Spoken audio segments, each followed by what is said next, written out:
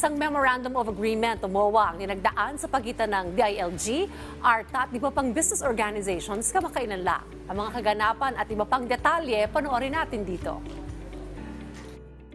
Matagal ng layunin ng iba't ibang organisasyon ang misyong mapalakas at mapadali pa ang proseso sa pagbubukas at pagsasaayos ng mga negosyo sa bansa.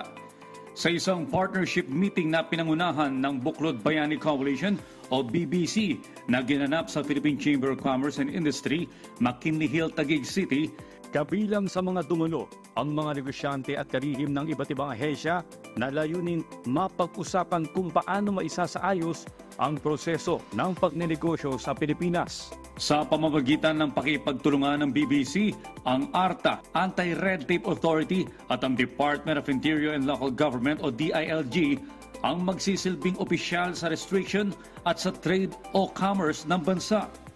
We will help streamline the process and ensure that it's not only efficiency, but rather also we have to look at the controls. Kabilang din dito ang DICT, Department of Information and Communications Technology, at DOLE o Department of Labor and Employment na maglilinang sa pagpapatibay ng business para mas lumaki at lumago pa ito. Our mission, aside from connectivity, is helping all the different government agencies in their digitalization journey.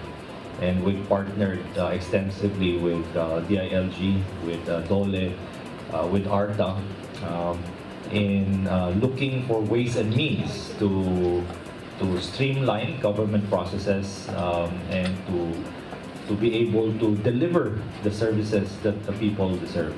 Please join us in our journey towards a bagong Pilipinas, kung saan po may matatag, maginhawa at panatag na buhay ang bawat Pilipino, hindi lamang po sa henerasyong ito, kundi sa mga susunod pang henerasyon.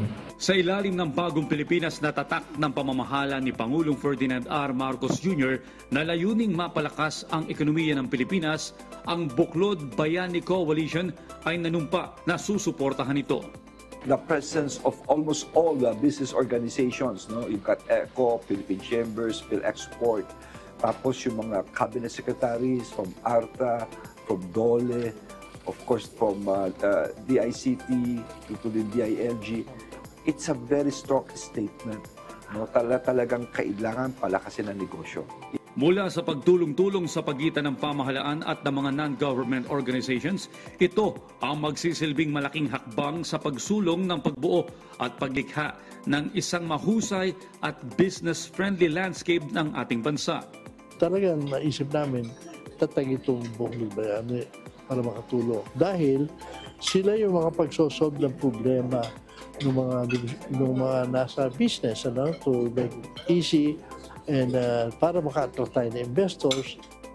Layuning maibigay nito ang potensyal sa ekonomiya ng bansa at mapabuti ang buhay ng mga Pilipino na matupad ang bisyon ng isang bagong Pilipinas.